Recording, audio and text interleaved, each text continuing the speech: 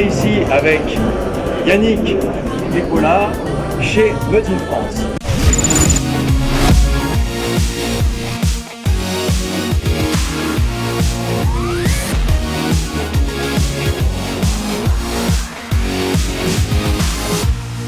Yannick, on te connaît comme porte-parole du collectif des modeurs, mais aujourd'hui, on parle de Yannick, le modeur Made in France. Donc, tu as eu l'idée saugrenue de créer ta gamme de liquides. Et avec Paula, qu'on connaît bien chez eSense, une très bonne aromaticienne qui fait des excellents liquides. Qu'est-ce qui t'est passé par la tête? Une cigarette électronique sans liquide, c'est pas une cigarette électronique. Donc, pour aboutir mon projet de passionné, il fallait que je fasse un mode, il fallait que je fasse un atome, mais il fallait aussi que je fasse du liquide. Voilà, tu vas au bout de la chaîne. Je vais au bout de la chaîne. J'ai toujours fait des modes pour moi et après je les ai commercialisés. J'ai toujours fait des atomes pour moi et après je les ai commercialisés. J'ai demandé à Paula de faire des liquides pour moi avec mes souvenirs à moi d'enfants, d'adolescents et d'adultes. C'est mes saveurs, c'est mes souvenirs, mais que je partage avec tout le monde. Et comme il y a des gens qui aimaient mon travail de modeur, il y aura des gens qui vont aimer mes liquides. D'accord.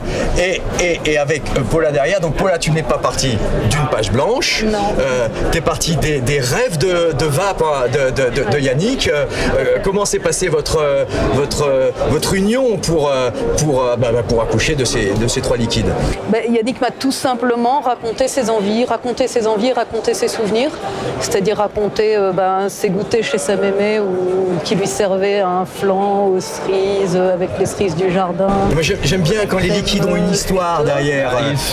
Les liquides, ils peuvent raconter des choses et certains fabricants l'oublient un petit peu. C'est ça qui était amusant, c'est que elle a fait vraiment le flan de ma grand-mère. Oui. Et quand j'ai commencé à le faire goûter à mes amis qui n'avaient jamais goûté le flan de ma grand-mère, ils se sont dit mais c'est le flan de ma grand-mère. Comme dans Ratatouille. C'est comme dans Ratatouille où le critique se met à pleurer, mais c'est le flan de ma grand-mère. C'est exactement ça. C'est-à-dire que c'est des souvenirs qu'on a tous, c'est des saveurs françaises, c'est notre culture gustative.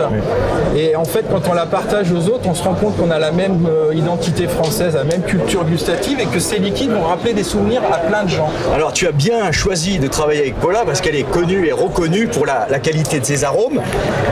Paula, tu fais certains arômes toi-même. Ouais. Tu as utilisé des arômes que tu fais toi-même pour le travail avec Yannick. La cerise du flan de mémé, justement, quand Yannick m'a dit un flan aux cerises, je lui ai dit écoute, c'est génial parce que ça fait 2 ans que je travaille sur une cerise, je cherchais une cerise particulière. J'ai la cerise de ton flan. Et je crois que le deuxième truc qui t'avait beaucoup rire, j'ai dit au fait, ta grand-mère, elle avait un four à gaz. C'est ça. On est allé dans ce petit détail où tu as le flan qui a les bords caramélisés qui sont noirs avec le milieu qui est bien crémeux. Et là, on le ressent bien, bien sûr. Quand tu manges ta part de flan, tu as d'abord un flan et hop, tu tombes sur une cerise et ça te gorge de jus. Et on retrouve cette sensation de d'abord je mange un flan et j'ai la cerise qui m'explose en bouche. C'est ça. Et on n'imagine pas, on a du mal à imaginer le temps d'expérimentation que peut passer un aromaticien, une aromaticienne qui recherche la qualité, 2 ans pour faire un arôme de cerise. C'est complexe la cerise. Il y a certains arômes qui sont beaucoup plus faciles que d'autres. La cerise est complexe parce que c'est un marqueur fort, en vape en particulier. Et puis c'est un arôme aussi en extraction qui a un côté très amandé, donc qui est fort aussi. Si on veut avoir la cerise fraîche, qui soit pas envahissante et qui n'ait pas l'air trop confite, etc. C'est chercher un truc en particulier. C'est pour ça que j'y ai passé du temps. C'est pas toujours le cas. Il y a des choses plus faciles. D'accord. Alors, dans cette gamme Made in France, on a le clafoutis, donc un clafoutis.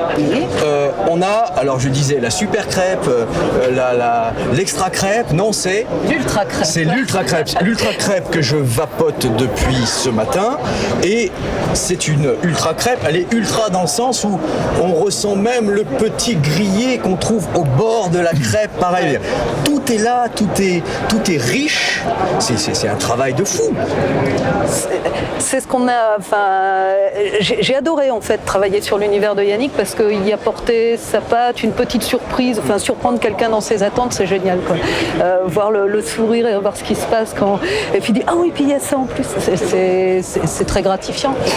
Et oui, on a travaillé en fait l'idée de base c'était de travailler sur ses souvenirs d'enfance, c'est-à-dire sur la culture culinaire française traditionnelle gourmande et de la passer un niveau au-dessus, c'est-à-dire d'y mettre un petit peu de subtilité, d'y mettre des nuances qui se révèlent en fils de vape, etc. Un petit peu comme si ta grand-mère avait décroché ses étoiles au Michelin.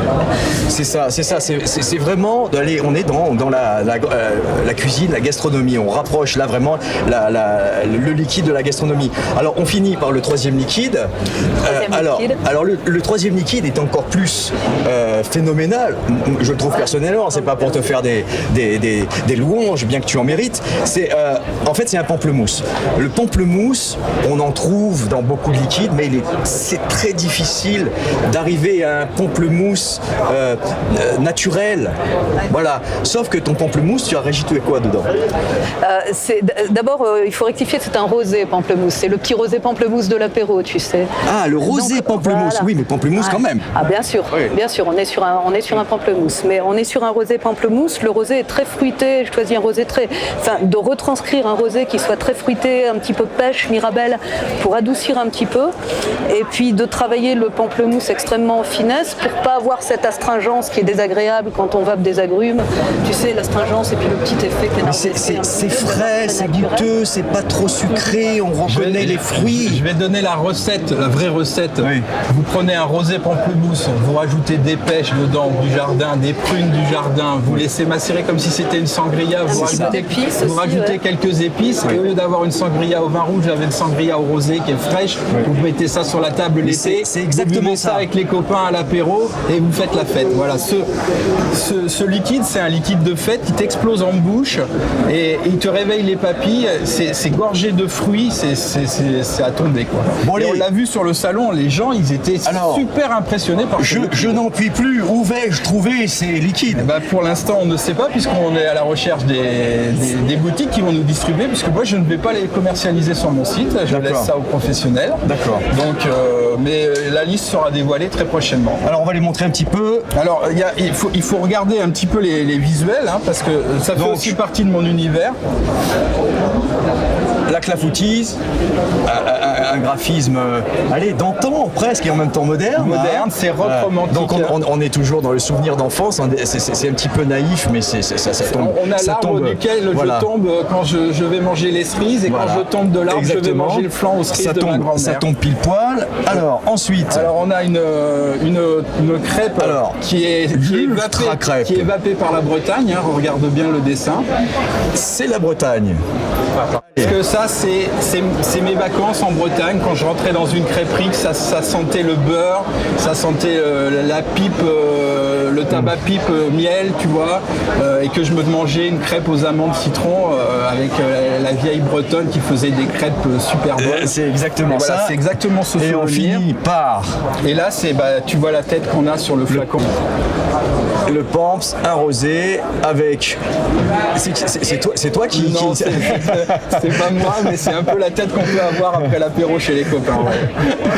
Voilà, donc une gamme de 3 liquides que je trouve extraordinaire. On sent qu'ils ont été faits avec amour, qu'ils ont été faits avec une histoire avec derrière. Et avec le temps. Voilà. C'est-à-dire qu'on s'est donné le temps de faire quelque chose de bien. On n'a pas pressé le mouvement. Et avec Paula aux cuisines, ça donne un résultat vraiment extraordinaire, frais et original. Merci Yannick. T'en prie. Je te dis à très bientôt. J'espère et je suis certain. Et là tu vas du 100% Made in France. Et je suis du 100% Made in France. Voilà, rappelle-moi comment il s'appelle. Le Furcifère. Le Furcifère. Le nouvel Atto qui est sorti au salon, que j'ai fini de monter dans le train samedi, donc le Moloch. Allez, je le garde pour la suite des événements. Pour la suite des événements. Donc merci Paula. Merci. Et puis, allez, bon courage, bonne chance. Du courage, vous n'avez pas besoin, ça va partir tout seul, tellement ces liquides sont bons. À bientôt. Merci.